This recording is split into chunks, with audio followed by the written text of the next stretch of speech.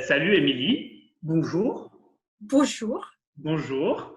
Je suis content de te recevoir dans mon écran d'ordinateur aujourd'hui, dans le cadre du festival Bilbol Boule, hein, édition 2020 un peu spéciale. On va parler aujourd'hui de ton livre Tête de rôle de Coco, qui sort en italien en fait, qui sort en italien sous le titre Ted un tipo strano, Ted un type bizarre, qui sort chez Canicola, les éditions Canicola. Et toi, tu as sorti donc ce Tête de rôle de Coco en français en 2018, et il a reçu en 2019 le prix Révélation au Festival d'Angoulême. Et il a reçu toute une flopée de prix. Il a été traduit dans pas mal de langues aussi. En 3 pour l'instant. 3 pour l'instant. Ouais. Donc italien, allemand et espagnol, ouais. On n'arrive pas à voir les anglais parce que la fin est triste pour eux. Ok. Et voilà, pour ceux qui ne connaissent pas, parce que Emily Gleeson, une autrice belgo-mexicaine, était sortie de l'école de la IR, la Haute École des Arts du Rhin. C'était en 2016. Voilà, on t'a pas mal connu en France avec ce livre. Qui est un livre qui parle d'un personnage qui s'appelle Ted. Et je voulais te demander déjà si tu pouvais nous dire un peu qui c'est Ted. Tu pouvais nous présenter. Hein? Alors TED, déjà, le nom est venu d'un acronyme qui veut dire trouble envahissant du développement et qui représentait la condition qu'a mon frère. Donc mon frère, j'ai un petit frère de 3 ans de moins que moi qui s'avère être autiste Asperger. Et j'ai voulu faire une autofiction, donc pas une autobiographie de mon point de vue, ni une biographie du point de vue de notre famille et réaliste, parce que c'était un peu plus chiant que de pouvoir créer toute une histoire en fait, autour d'anecdotes que l'on avait vécues. Et donc c'est vraiment né comme ça, c'est né quand j'ai dû faire mon diplôme à l'école et que c'est en fait horrible parce que je me vois moi et j'aime pas du tout d'ailleurs. Ouais. Et ouais, non, c'est né comme ça et j'ai vu que ça parlait à beaucoup de gens, notamment des gens Asperger qui sont venus à moi, comme quoi ils se retrouvaient dans mes planches et dans mes histoires, donc je n'ai pas hésité à continuer à en faire une BD complète. Ok, mais super. Mais alors déjà, moi, ça m'a. Alors bon, moi, la lecture, ça m'a pas mal interpellé. Il y a un premier truc qui m'a interpellé, c'est que quand je ne savais pas grand-chose sur ce livre, et quand je l'ai ouvert, voilà, parce que quand j'ai commencé à le lire, je me suis juste dit, c'est un mec qui a des tics, qui a une façon de fonctionner qui est propre à lui, une façon de comprendre le monde qui est propre à lui, mais il y a le fait, à un moment, tu révèles, si on veut, ce fait qu'il est Asperger, mais je pense que c'est après un tiers dans le livre.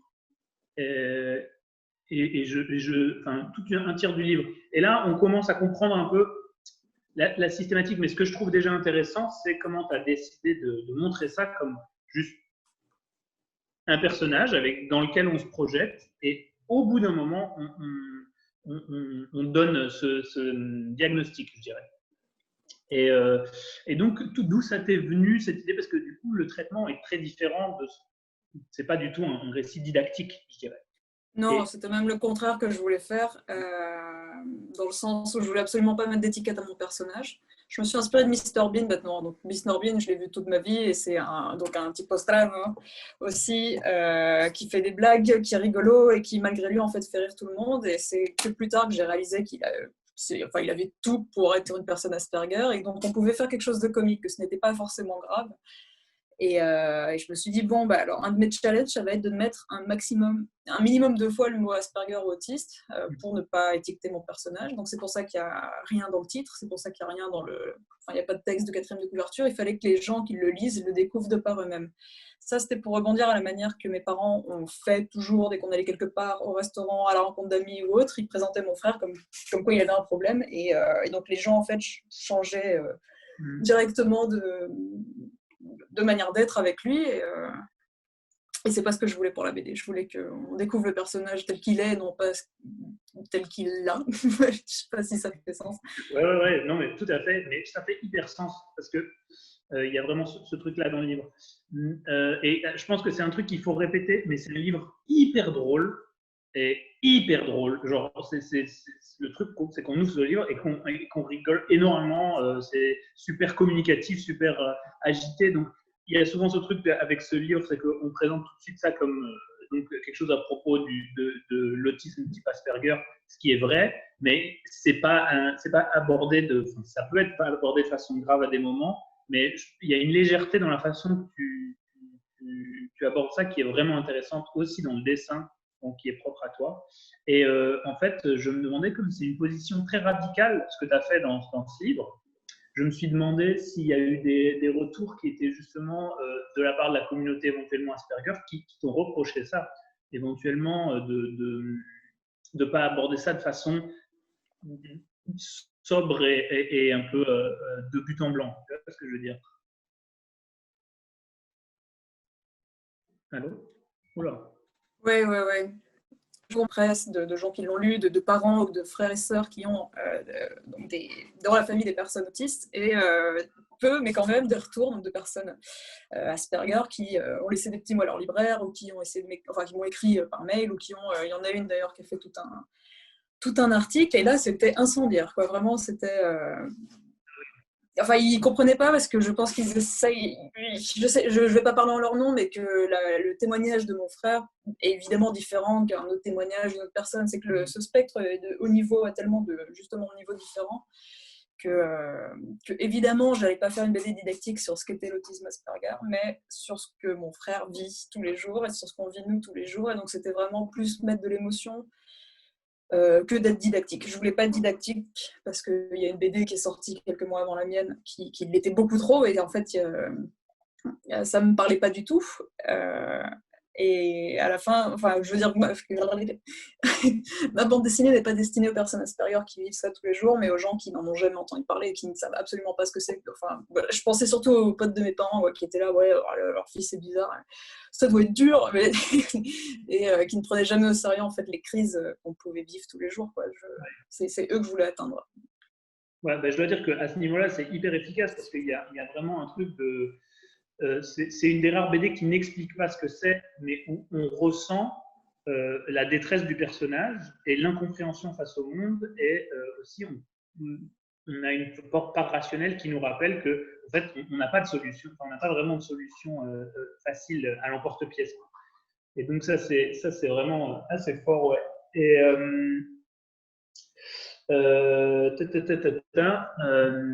j'ai perdu le fil de ma pensée. Mais en tout cas, oui, il y a des personnages, donc, parce que tu dis que tu t'inspires du vécu de ton frère. Ce que je trouve intéressant, c'est qu'on est vraiment dans son point de vue. Et dans le point de vue de Ted, mais c'est quand même librement inspiré. Ça, on en avait déjà parlé auparavant, et tu prends beaucoup de liberté par rapport à lui, son propre vécu. Je pense que à plusieurs niveaux, tu vas plus loin que tu pousses le récit un peu dans l'extrême. Mais en fait, il y a des personnages qui sont les parents de Ted et la sœur de Ted. Et est-ce que dans ces personnages-là, j'imagine qu'il y a forcément une forme de toi et tes parents. Et est-ce qu'il y a et c'est des personnages où on comprend qu'il y a des problèmes de communication, et la sœur particulièrement a des scènes où elle est un peu cruelle avec Ted. Et je me demandais s'il y avait un auto-examen dans ce processus-là, quoi, ce que tu as fait là. Elle est même très gentille dans la bande dessinée. Je pense que j'ai été bien plus cruelle vis-à-vis de mon frère qu'elle. Mais c'est vraiment le personnage que je voulais représenter comme qui ne comprend pas la situation, mais qui ne veut surtout pas essayer de la comprendre, ou qui ne veut pas avoir ce fardeau sur ses épaules. Ça, c'est bon.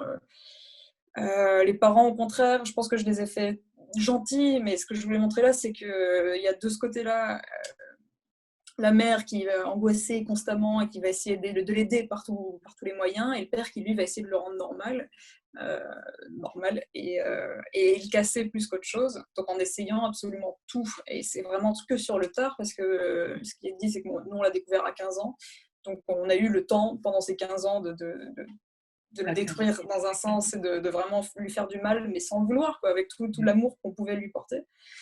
Et donc oui, j'essaie d'avoir 3 points de vue différents sur une situation pareille. Ouais. Et, et alors, ce qui est assez intéressant avec ce bouquin, bon, donc, tu as quand même fait plein d'autres bouquins avant, parce que je pense que tu as été plus connu du grand public en France avec ce bouquin, mais tu as quand même une grosse production derrière toi. Et ce que je trouve très intéressant aussi, c'est que tu as une grosse production qui est surtout, enfin, non, uniquement humoristique. Et, en fait, comment tu as fait plusieurs fanzines, tu as fait plusieurs blogs, tu as été très productive. Et comment il t'est arrivé au final, enfin, comment à un moment tu t'es confronté à ce projet-là qui était lourd, j'imagine, parce qu'avec un sujet lourd, mais que tu as su aborder avec le même humour que tu avais, et comment ça t'est venu un peu en fait de commencer à travailler sur ce projet? C'était le plus dur, vraiment. Enfin, faire des BD, c'est ce qu'on nous demandait depuis la 2e année en cours, et c'est qu'à la 5e année que j'ai décidé de faire ça parce que, parce que ça se passait très mal chez mes parents. Enfin, c'était une crise pure. Ce qui se passe à la fin de la BD, on le vivait actuellement, et je ne voulais pas parler de mon frère parce que j'avais tellement de haine envers lui à l'époque. Je ne le comprenais pas. J'étais vraiment une sœur détestable. Hein, et que je me suis posée, j'étais là, bon, il faut que je donne un sens à ma vie, je vais arrêter de faire des BD rigolotes mais qui n'apprennent rien. Enfin, si je fais la bande dessinée, pour moi, un des meilleurs médiums pour faire passer des idées. Donc, je me suis dit, pourquoi pas essayer de faire cet exercice-là, de raconter ce que l'on vit, mais avec humour. Pourquoi ? Parce que je pense que tout passe mieux avec une pilule de bonheur. Donc, que ce soit par les couleurs, mais qui me viennent naturellement. Là, il fallait que j'arrive à trouver des blagues dans les anecdotes que l'on avait pu vivre. La première que je donne, et celle qui arrive très vite dans la bande dessinée, c'est quand le personnage essaye de se suicider et qu'il ne sait pas comment faire, vu qu'il fait toujours tout par imitation. Et donc là, quand ça nous est arrivé, évidemment, on ne riait pas du tout, mais avec du recul, je pense qu'après avoir digéré la chose, il y a toujours moyen de retourner là. N'importe quelle anecdote et de trouver un peu d'humour dedans.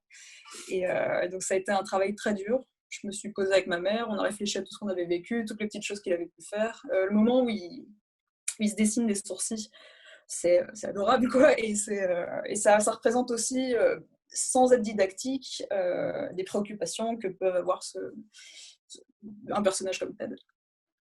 Ouais, c'est un bon exemple que tu as cité, ce moment où il se dessine des sourcils, parce que en fait, bon, dans le dessin, il n'a pas de sourcils. Et je trouve que ça touche à quelque chose que toi, ce que tu fais, c'est de la BD. Ça peut pas être autre chose. Ça peut peut-être être de l'animation, mais il faudrait, à mon avis, que ça se voit que c'est de la bande dessinée ce que tu fais. Moi, c'est un truc que je trouve trop bien. C'est que donc, il se dessine des sourcils pour montrer qu'il veut accentuer ses émotions qu'il a du mal à montrer. Et comme il n'en a pas, il les dessine. Mais normalement, enfin, voilà. D'ailleurs, toi, tu te dessines pas mal de sourcils. Je me les rase aussi, donc faut bien. Je change d'expression tous les jours. Ouais. Mais c'est un truc qui m'intéresse beaucoup, c'est la façon dont tu déploies ton langage de dessin. Parce que tu as un dessin très simple, très simple en apparence, quoi. Je dirais que je peux pas dire minimaliste parce qu'il est explosif, mais vraiment c'est une ligne, c'est très expressif et pas du tout réaliste.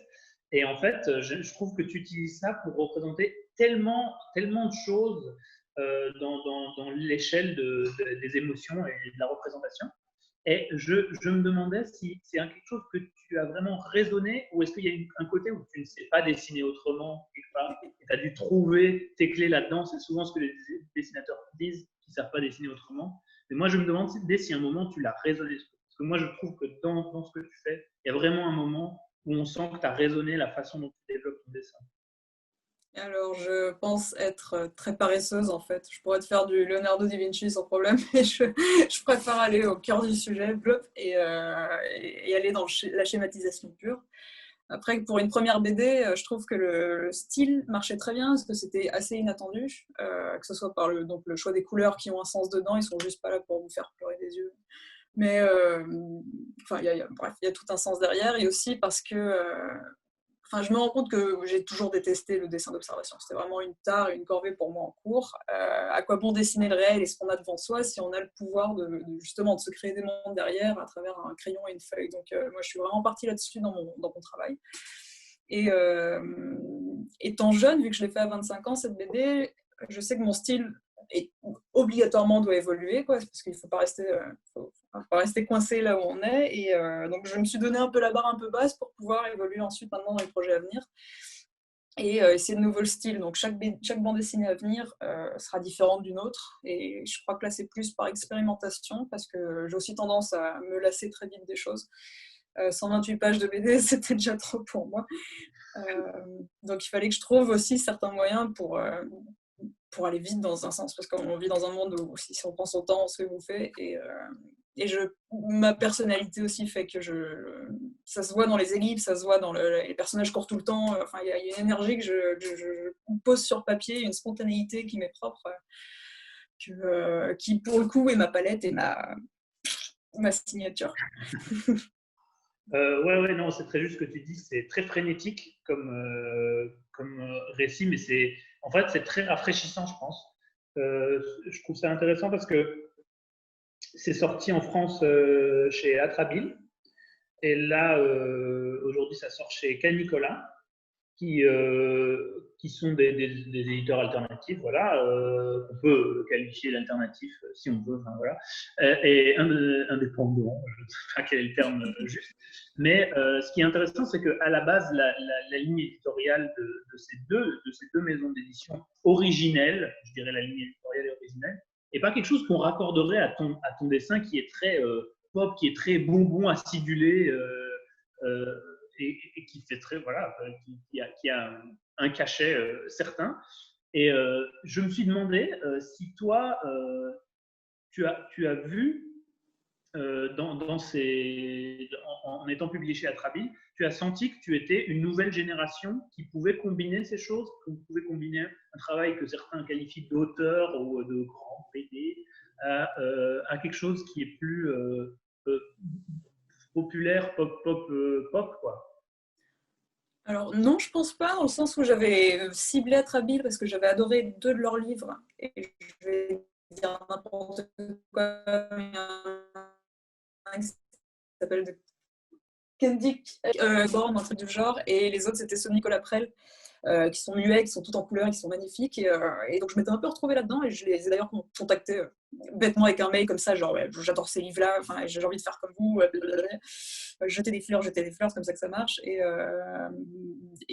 après, ce qui est de nouvelle génération, je sais qu'Atrabile était, enfin même toutes les éditions que j'ai contactées étaient très... le style est quand même bizarre, enfin il faut en voir plus. Déjà j'avais envoyé 25 pages et c'est pas du tout ça qu'il faut faire pour avoir des bons contacts avec les éditeurs. Et surtout ouais, non, le dessin était pas nouveau, enfin je pense que mais comme, enfin, j'ai pas l'impression d'avoir enfin, c'est une des questions qui me taraude le plus quand on me demande quelles sont mes références ou les trucs du genre. En dessin, c'est vrai que j'en ai peu, c'est plus par l'humour, c'est plus de l'animation, des cartoons qui m'inspirent plus que dans la BD. Donc je pense pas. Enfin, je sais plus quelle était ta question, pardon, je m'en mets les pinceaux. Non, mais t'inquiète, mais en fait, si on veut, c'est que je me demande si tu es aussi un des symptômes, je ne sais pas si on veut, d'un changement de générationnel qui se fait dans le milieu de la bande dessinée, où j'ai l'impression que des jeunes auteurs, des jeunes autrices viennent avec des styles qui sont plus des croisements, des espèces de melting pot, comme tu dis, de cartoons, de films, de plein de cultures, parce qu'on a grandi dans un truc où on recevait des mangas, des comics, on regardait des dessins animés. Ouais, c'était plus restreint. Ouais, j'entends souvent des éditeurs j'entends souvent des gens qui disent oh, ce style c'est vraiment un mélange de trucs, il y a plus d'aventure mêlée à de la mélancolie, etc. J'ai l'impression que tu es un certain symptôme de ça. Moi, je dois dire que ça m'avait surpris de voir ton bouquin chez Atrabile. Et au final, après, je me suis dit, mais oui, ça fait sens et ça prouve qu'il y a un changement dans l'édition. Je pense que c'est important pour des éditeurs de s'adapter à ça, quoi. Ou pas. Si, complètement. Enfin, je pense que, comme dans toutes les histoires d'art, tu passes de moderne à contemporain, il y a toujours un déclic qui fait ça. Je ne pense pas être présomptueuse assez pour dire que je fais partie de cette mouvance, mais j'ai l'impression d'avoir eu un prix à Angoulême, à mon âge, pour une première bande dessinée, à donner beaucoup d'espoir à des jeunes qui donc, ont assumé leur style et aussi donné, je pense, à plusieurs éditeurs, je ne saurais dire lesquels, une espèce de « Ah, donc c'est possible !» quoi. Parce que c'est rigolo, c'est qu'après, avant ce prix, en fait, les grosses maisons d'édition ne me répondaient pas du tout. Enfin, j'étais complètement... Et 2 jours après, toutes les portes m'étaient ouvertes. Donc c'est vraiment... ça, je ne saurais pas le dire, c'est qu'ils ont une confiance extrême parce qu'il y a eu ce prix derrière, sans penser à ce que je pouvais faire derrière ou pas. Ah, pareil, je m'en mets les pinces. Mais c'est clair, ça a du sens. Okay. Mais oui, justement, c'est parce que là tu l'as dit, t'as parlé du fait que TED, bon, c'est un peu, d'une certaine façon, il y a un côté où c'est derrière toi parce que tu l'as dessiné il y a quand même déjà quelques années. Et justement, 3 ans, c'est ça? Ouais. J'avais 24-25 ans. J'en ai 28. Pas divulguer tout le monde. Enfin, voilà. Mais justement, du coup, ça veut dire que là, tu as des nouveaux projets. Enfin, je le sais, mais le dire ici, peut-être au public italien, c'est important. Mais là, tu bosses comme une malade, en fait. J'ai 3000 projets au moins, oui, ça c'est sûr. Alors, je vais en citer 2 et puis tu pourras compléter. Mais tu travailles là sur un livre de BDQ chez Requin Marteau. Donc une BD érotico-pornographique, à toi de jauger ça. Et aussi, tu bosses sur chez Casterman, j'ai oublié. Chez Casterman, dans la collection Sociorama. Donc ça mêle sociologue et auteur BD. Et là, je suis venue à eux parce que je voulais faire quelque chose sur le sucre, le fructose, la toxicité qu'il y a derrière, comment ça rend les gens vraiment addicts et non pas addicts comme les ménagères de 50 ans et leurs tablettes de chocolat. Et surtout, le travail énorme des lobbies et des industries et des multinationales derrière pour que cette drogue soit absolument dans toutes nos bouffes et ça dès 1 an. Et en fait, c'est donc un sujet, ça fait 1 an et demi que je suis dessus avec mon ami journaliste. Ça va être colossal, ça va être 300 pages. Et là, le plus dur pour nous, c'est de traduire, de synthétiser en fait la multitude d'infos qu'on a en quelque chose de fun, de rigolo, et dans laquelle je me retrouve et dans laquelle j'ai envie de prendre ce sujet de manière légère, malgré tous les scoops qu'on a découverts, pour que ce soit accessible à tous. Et ouais, encore une fois, un sujet complexe, quoi. Genre vraiment un gros sujet qui a un pouvoir un peu accablant, un peu, je dirais, ce truc du sucre. Enfin, je sais que tu m'en as parlé un petit peu et c'est vrai que c'est pas rigolo les découvertes que vous faites. Mais donc, encore une fois, toi, tu arrives à mettre de la légèreté là-dedans. Et donc, c'est un truc important pour toi, en fait, pas d'alléger, parce que tu n'allèges pas les sujets, mais de les rendre atteignables ou moins anxiogènes d'une certaine façon. Là, je vais peut-être répéter ce que tous les auteurs te disent, mais c'est la seule chose que je peux faire en fait. Je suis incapable de. Là, c'était donc un vrai challenge dans le sens où la BD journalistique, je me rends compte en faisant celui-là que c'est absolument pas pour moi. Je suis incapable de faire passer une info, je suis incapable de faire une interview, je suis incapable de mettre en valeur une donnée importante. Je sais juste diffamer et faire des chiens qui pètent. Donc c'est un projet très dur pour moi, mais on y arrive. Et surtout, oui, c'est vulgarisé, quoi. Et le but de cette BD, c'est de mettre en un minimum de pages un maximum d'infos sans que Alors, ce que les éditeurs me disent, c'est qu'il faut vraiment que avant tout qu'on passe un bon moment, une bonne lecture. Donc, ok, faisons-le. Mais je veux quand même qu'on en ressorte et tu sais qu'on ferme cette BD en se disant putain, j'ai appris des trucs, quoi, bêtement. C'est toujours cette même vieille recette. Je veux que les gens s'éclatent, mais que ça leur trotte en tête et qu'ils se mettent à réfléchir après. Ok, trop bien. Toi, depuis TED et tout, t'en parlais, Ouais. ton boulot d'illustratrice et d'autrice a explosé, quoi. enfin, tu as vraiment une charge de travail bien supérieure, etc. Je me demandais si tu arrivais ou comment tu gérais ce changement. J'imagine qu'il y a eu un changement de rythme. Enfin, je ne te connaissais pas bien avant, donc peut-être que tu travaillais déjà comme une malade, mais il y a eu je me demandais comment tu as vécu ce changement de rythme. Et est-ce que tu arrives encore ou est-ce que tu trouves des moyens de générer du dessin libre et de la recherche personnelle, quoi, qui ne soit pas lié à une commande ou à un projet précis, un côté un peu le dessin pour plaisir, comme voilà. Je pense que répondre à des commandes est un plaisir en tant que tel et que j'arrive toujours à mêler la chose dans le sens où chaque nouvelle commande sera pour moi une feuille blanche où je pourrais expérimenter et essayer des nouvelles choses. Donc là, je suis contente parce que j'ai donc beaucoup de presse, qu'elle soit jeunesse ou adulte, qu'elle soit en BD ou qu'elle soit en dessin illustration d'articles. Et ça, j'adore parce que faut aller vite, j'adore aller vite. Je suis hyper active, je pense. J'ai besoin d'avoir 5 projets minimum et ça va de 9h à 2h du mat et je ne fais rien d'autre. J'ai adopté un chien pour sortir. Non, je rigole. Mais j'oublie de me nourrir, j'oublie de dormir en fait. Et c'est une véritable passion et ce depuis avant même les études. Où les études, c'était, je pense, les 5 meilleures années de ma vie. Et ce qu'on me demandait, c'était de dessiner constamment. Et si j'ai eu autant de livres sortis, c'est parce que j'ai eu toutes ces études pour pouvoir prendre des bouquins, il fallait que j'aille démarcher par la suite. Le grand boom s'est senti après le prix, le moment où j'ai pris la décision de quitter mon job alimentaire qui était dans une maison d'édition de bande dessinée, ça et là, qui traduit tous des auteurs étrangers et non francophones. Donc là, ça a été un peu la libération du « Ok, je suis freelance, ça y est, je me prends en main ». Donc ça me permet d'avoir littéralement mes 24 heures, 7 jours par semaine pour faire des projets. Et mon autre problème, c'est que j'arrive pas à dire non du tout. Je suis incapable. Donc là, j'ai effectivement ces 2 projets BD. Plein de commandes ensuite, que ce soit pour la jeunesse, pour l'ONU qui m'a demandé de faire une planche.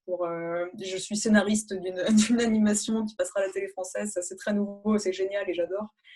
Et j'essaye d'aller vers d'autres plates-bandes. Le musée Picasso m'a demandé de faire une fresque et ça, c'était un coup de foudre. Et donc, la peinture, là, depuis le confinement, c'est comme tu parles de dessin libre et de pas de prise de tête, c'est ce que j'ai commencé à faire. Donc, des séries de portraits confinés.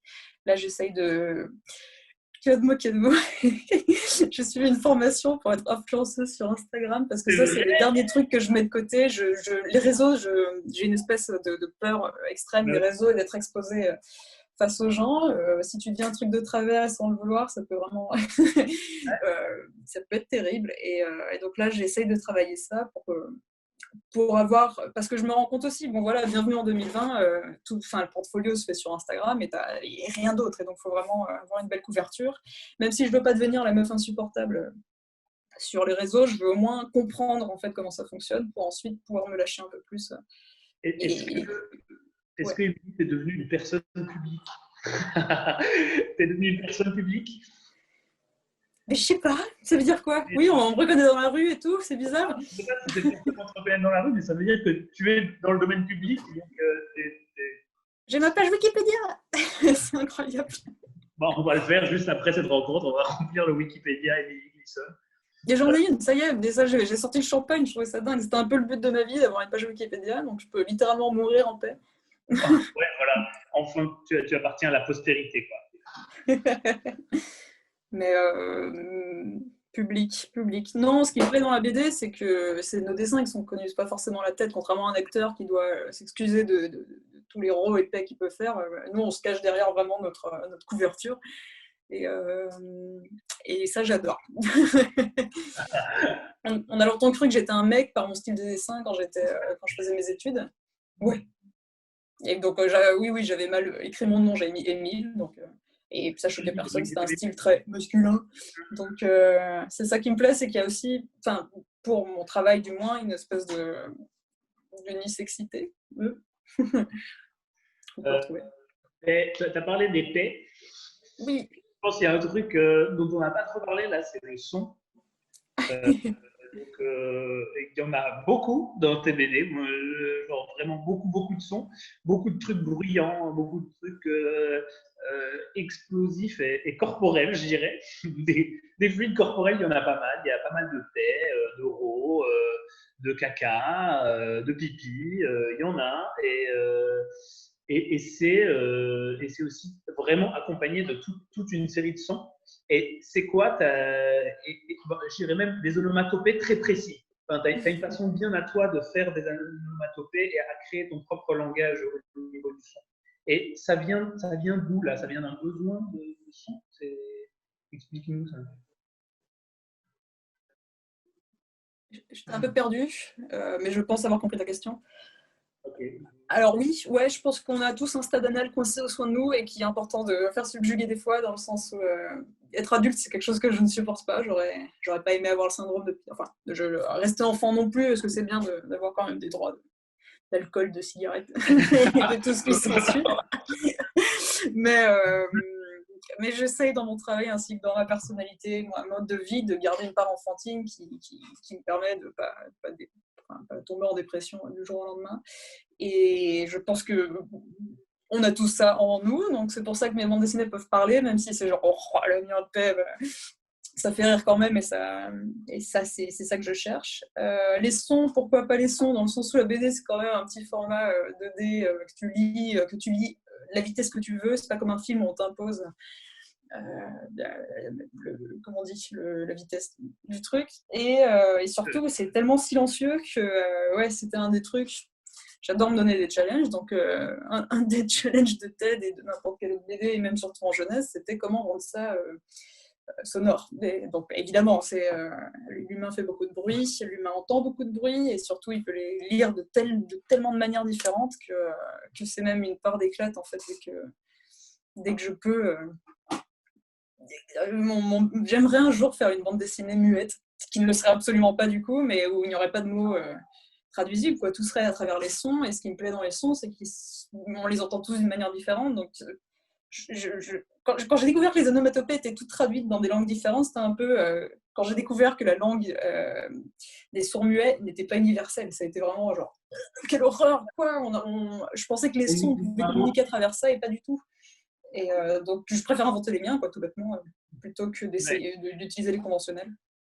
Et d'ailleurs, justement, là, on parle du bouquin Tête drôle de coco qui a été traduit en italien.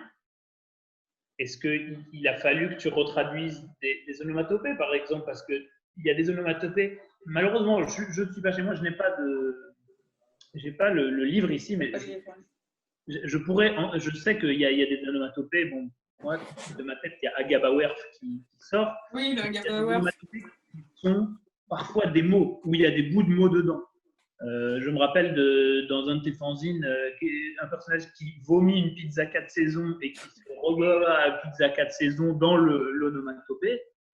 Donc, est-ce que tu as dû traduire des onomatopées pour l'édition italienne? Est-ce que tu as dû refaire des choses?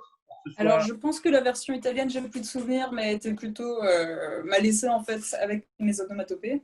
Là, j'ai la version allemande dans les mains, et je me rends compte que ouais, les onomatopées ont été changées pour des plus conventionnels, mais ça me dérange pas parce que c'est pas ma langue, je sais pas la lire, je ne parle pas l'allemand du tout, et je pense que même si ça dénature à 2% peut-être la bande dessinée, c'est pas si grave, et le reste y est quand même. Je me suis peut-être permise quelques libertés aussi d'en garder, ou de les changer, ou de les traduire en italien. Je sais plus en vrai, je t'avouerai, je sais que c'est moi qui les ai ancrés à la main, mais que les onomatopées, non, je crois qu'elles sont restées les mêmes. Je sais plus. Ok, c'est dommage qu'on ne soit pas en Italie, on pourrait demander le truc, mais peut-être juste partie remise. Hein, ça peut être un jeu pour les auditeurs. Ouais. Bientôt à Bologne. Ah ouais, il y a intérêt, ouais. En tout cas, est-ce que tu veux ajouter quelque chose, un commentaire par rapport à ce livre, par rapport à ce projet, ou par rapport à ce que tu veux? Tiens, micro ouvert. Non, je suis impressionnée, et j'en reviens toujours pas en fait de voir la flamme que cette bande dessinée prend. Enfin, c'est vrai que j'en parle souvent, mais pour moi, ayant travaillé dans le milieu de l'édition alternative, je sais à quel point c'est compliqué pour un livre d'une jeune fille qui n'avait pas de nom puisse sortir. Et là, je vois, donc 2 ans après la sortie du livre, qui est toujours aussi présent, qui fait sa vie, quoi. Et ça, je serai jamais assez agradecida. Je sais pas le dire en français. Remerciante. Je remercierai jamais assez, en fait, Atrabile d'avoir fait confiance en moi, alors que je le faisais pas moi-même, pour cette bande dessinée. Là, je suis vraiment heureuse de voir que Ted voyage tout bêtement. Là, il est en train de faire le tour du monde et c'est incroyable. Ouais, effectivement. Moi, je rappelle que c'est une BD assez incroyable qui fait énormément rire et puis surprend par un peu une réalité qui nous revient un peu dans la tête comme un boomerang. Et c'est hyper beau. Moi, j'ai rarement senti autant d'empathie avec un personnage qui m'était si étranger au départ, qui au départ devrait m'être si étranger. C'est désarmant d'empathie. C'est super bien. C'est très beau, c'est très drôle. Et encore une fois, ça, c'est difficile de faire comprendre à quel point c'est drôle. Il faut vraiment lire Emily Gleeson pour comprendre à quel point c'est drôle. Si on est un peu francophone, on peut en lire pas mal sur Internet, dans plein de presse maintenant, aussi dans des fanzines qui traînent, dans le journal Biscotto. Il y a vraiment toute une traînée de boulot à suivre pour Émilie. Et je voulais rappeler qu'on a fait un entretien avec Émilie aussi, qui est dans le catalogue du festival, donc qui va un peu plus en détail dans certains aspects. Et voilà, donc c'était une petite rencontre pour le livre Ted, Un tipo strano, chez Canicola. Ben, merci Émilie. Merci à toi, Alice. Ça me fait plaisir de voir ta bouille. Et voilà, bon festival à tout le monde. Hein. Beau festival. Comment on dit en italien? Je sais pas. Bon festival. Buon festival a tutto. Festival. Parfait. Ok.